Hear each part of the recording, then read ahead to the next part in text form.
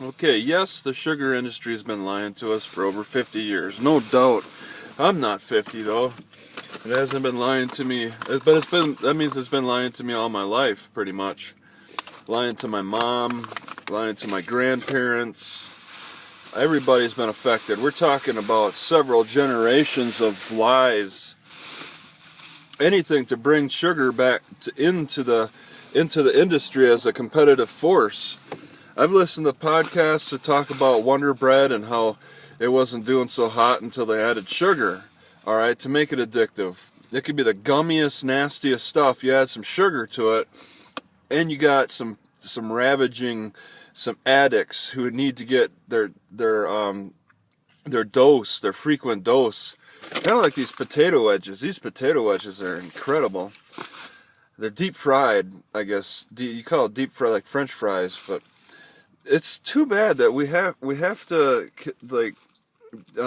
be at the mercy of the sugar industry, because they're really changing the face of our diets. In a way, it really feels. Now, this is some conspiracy stuff that might be hard to explain. Like, you have enough generations addicted to the sugar. The people that don't do so hot eating sugar are going to die off, right? And then the ones who can handle that sugar thrive. And then when that sugar industry collapses, when the drug trade collapses, a 50-plus year drug trade, longest in world history, when it collapses, because it's going to, the people who are addicted to it are going to die off. The ones who were able to resist it or whatever will thrive. But that's what's happening. It's like you have people eat the same thing for a few generations. Our stomachs, our digestive system does adapt over time, okay? It takes a few generations, but we adapt. I mean, you look at the Tasmanian devil who's got that face sore stuff. There's been recent reports, they said before it was killing them, okay? This face problem is a cancer, but now there's ones emerging with the resistance to that. Well, there's people emerging with resistance to sugar, all right? It takes a few generations, but that addiction, it will turn into a necessity when people just adapt to all this. 80% of the grocery stores have sugar added to the processed foods. Well, people will adapt to that, and then when that collapses, it's gotta, at some point, some kind of war or a natural disaster. I mean, August was the hottest month of the year. Something is just going to spark that collapse, and the addicts are really going to suffer, all right?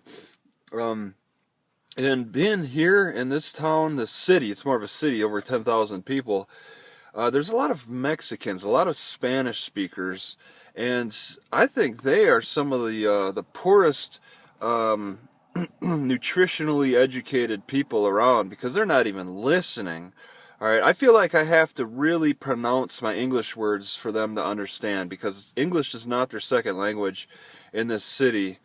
All right, in Idaho, and I don't believe that they're reading the reports, all these news reports coming in about diet and all that. The Mexicans are just kind of trying to do the American thing still. They're like holding the American dream up. How many Mexicans do you see waving that stupid black flag around with the blue stripe in between? How many Mexicans do you see do that? They're more likely to wave the American flag. In fact, foreigners are more likely to do that. But the English people are just constantly battering, arguing about diet and stuff, and there's all kinds of propaganda coming from the sugar politics of it all. And if you're going to speak Spanish as your primary language, the stuff's probably not being translated into Spanish so much. I mean, I see a lot of overweight Mexicans. Of course, there's a lot of overweight white people, so it's really just it's a terrible scourge on the communities, on all the local communities in America that I've seen. There's sufferers. There are a lot of sufferers. in Idaho, in Washington, in Oregon, and Wisconsin. That I've seen with my own eyes. Regardless of the language or whatever, regardless of your ethnicity, of your race, whatever. Yeah, it's definitely an addiction that's spanned across everything.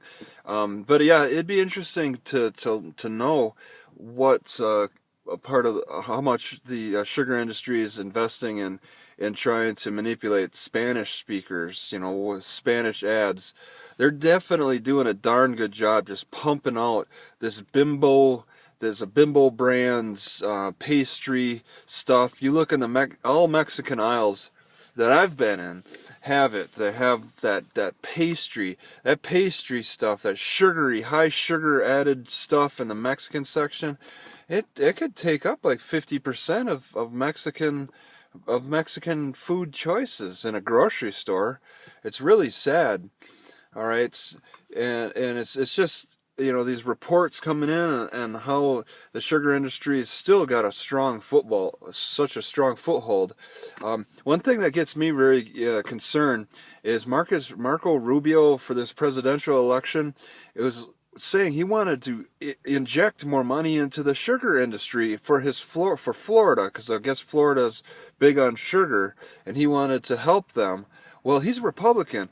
Are Republicans for this? I wish, Donald Trump would mention that, because that would be an ultimate decider for me. How much does Donald Trump support energy, or this type of energy, this sugar? He says he loves energy. He supports energy. And I have a feeling that means he's probably going to help subsidize sugar, too. All right? I really wish he'd make things more competitive, and if an industry should fail, then let it fail instead of subsidize it.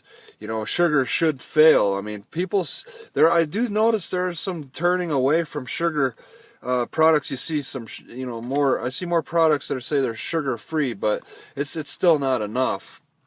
All right, it's ingrained in us since our grandparents now.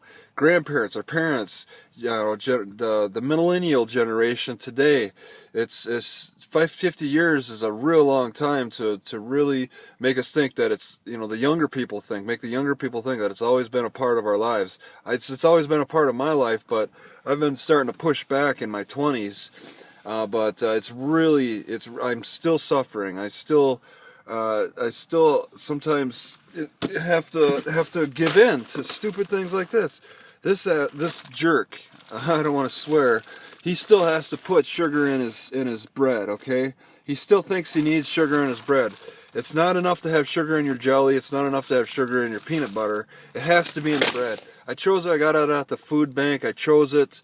It's my mistake. Okay, because it's got the nice seeds on the top that make it look healthy. It's too bad that these manufacturers still believe that, and it's spanned across generations, cultures. This drug trade is the biggest ever.